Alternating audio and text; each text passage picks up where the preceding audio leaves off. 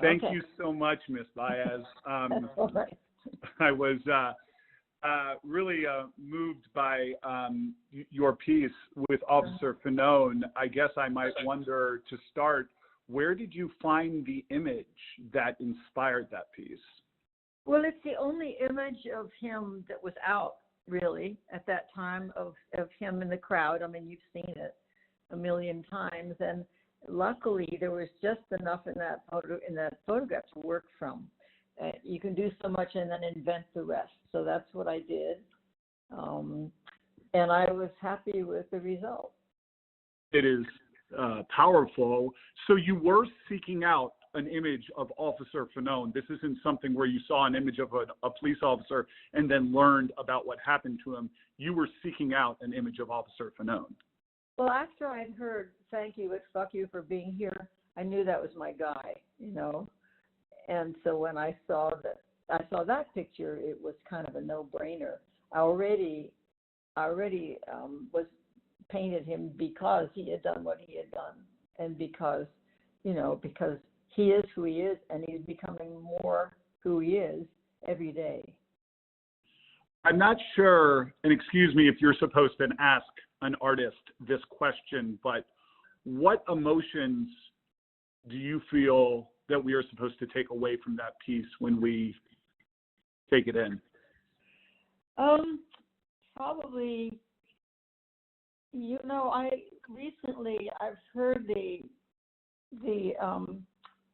fuck yous and so on really start to evaporate from Michael's vocabulary, and he talks about empathy and compassion, which is exactly what's needed in this country now. So originally, I don't usually respond with anger.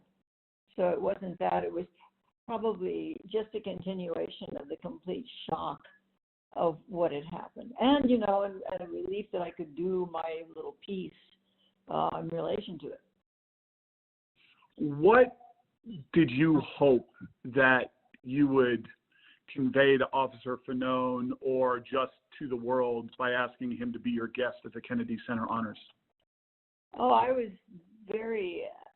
was very calculated. I wanted him to be seen, and he was, I wanted him to be, partnered with with a nonviolent activist, and just mainly to raise his presence in the country, and actually now probably in the world, because he's gotten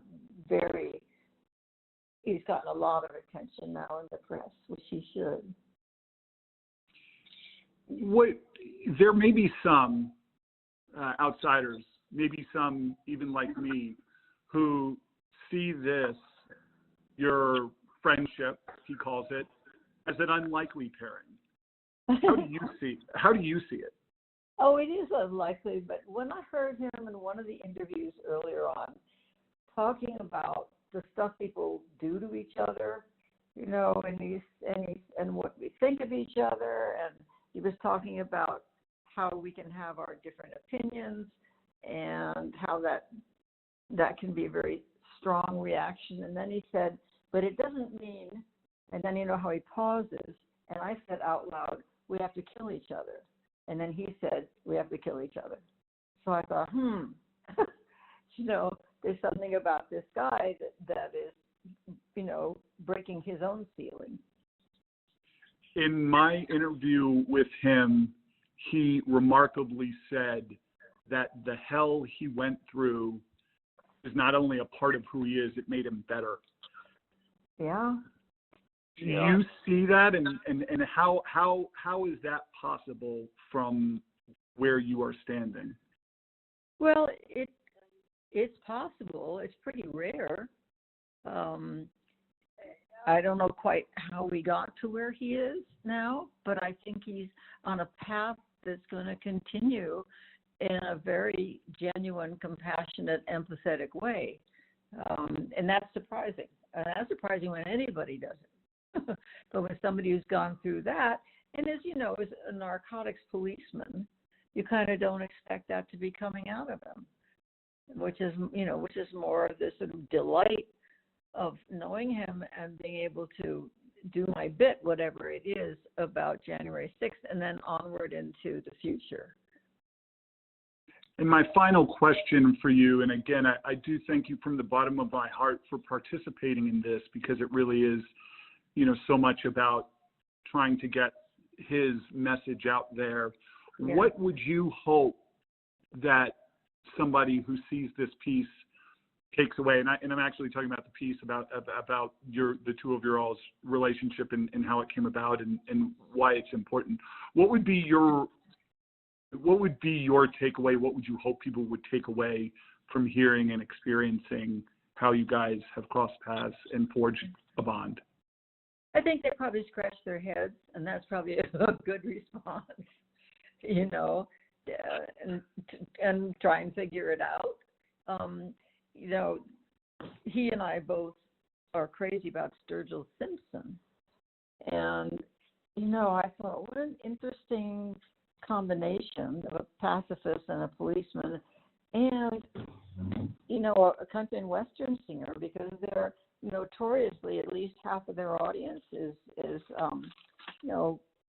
really right wing or not even conservative, but some of them are just nuts. Seriously, it's just stupid running around with a MAGA hat on. You just look, just a lunatic. And so if we could inch our way in there. I mean, we met with Sturgill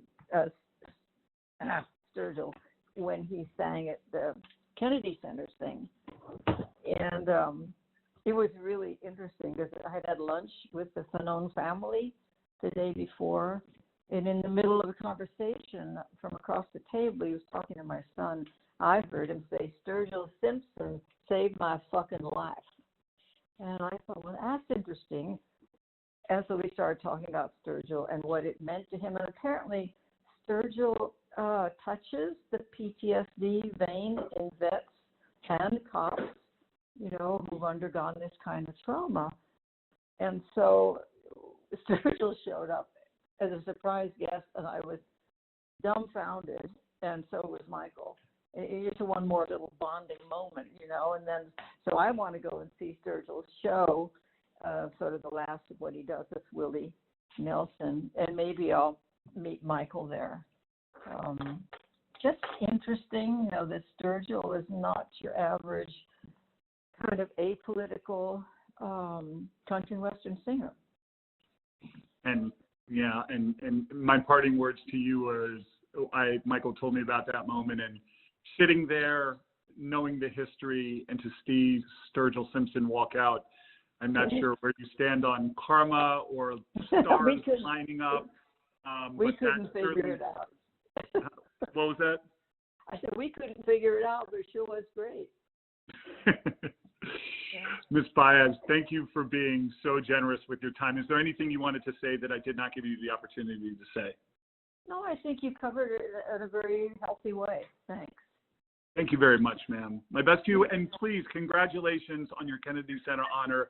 As a native, born and raised DC resident, we feel a lot of kinship to those who are honored by the Kennedy Center. So, congratulations. I know it's a storied career, but still, congratulations. Thank you so much. Bye. Bye-bye.